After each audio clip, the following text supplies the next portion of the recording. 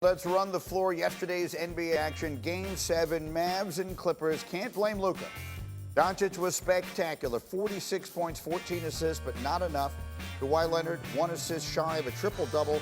LA wins 126-111. The Clippers and Jazz will begin their next series tomorrow night. In Philly, Trae Young had 35 points. Hawks held on to beat the Sixers by 4 in Game 1. In that second-round series, Atlanta nearly blowing a 25-point third-quarter lead. Joel Embiid, playing with a torn meniscus in his knee, had 39 for the Sixers.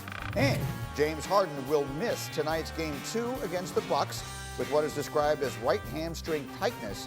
Harden was hurt in the first minute of the Nets' victory on Saturday night in the regular season. He missed over a month with a right hamstring strain.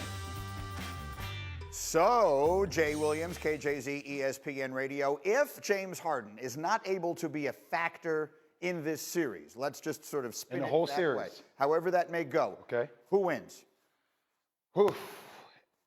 I might have to go with the Bucks. I think the Bucks will win Game 2. I don't see them shooting 20% from the three-point line. And look, if this was a series where you're asking me, hey, who has more offensive firepower? If KD, James Harden, and Kyrie are healthy against the Bucks, I take the Nets all day long. But not having James Harden on the floor as a facilitator then makes Kyrie Irving a facilitator to a degree. Kyrie Irving can handle that, but I still think defensively they will be able to clamp down in a matter of time. Plus, with the way the Bucks can shoot, and it kills me to say this, Brittany, because you know I'm a Nets fan.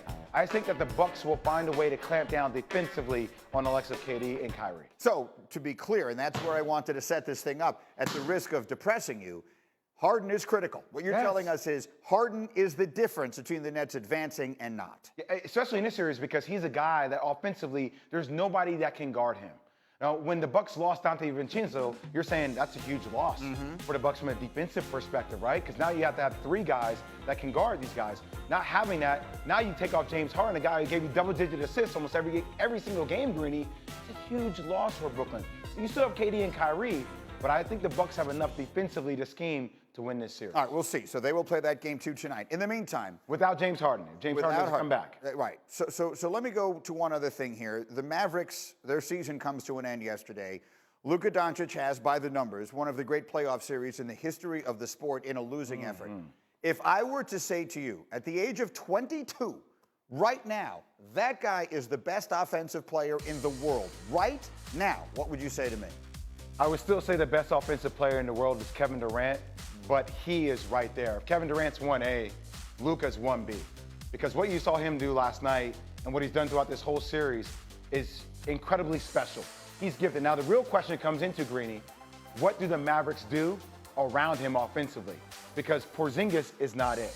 You know, it's funny, a lot of people said that Tim Hardaway Jr. was the throw-in part of the package when the Knicks made that trade. You can make an argument now that, no, that was actually Kristaps Porzingis was the throw-in part of that trade. And Tim Hardaway Jr. is going to get paid. So, yes, Luka is special, but you can also make an argument going back to when they had this, is it Luka or Trae Young? Look at the way Atlanta has built around Trae Young. Look where Trae Young is in the playoffs as seeming what Dallas needs to do around Luka. Atlanta's built around Trae Young way better than Dallas has around Luka. That's fair, and it's probably right. But let's just sort of finish it with this. For those who aren't following it, just put into perspective how good Luka Doncic is. Again, 35-10 for a 7-game series. Put into perspective how good he is. Look at this face.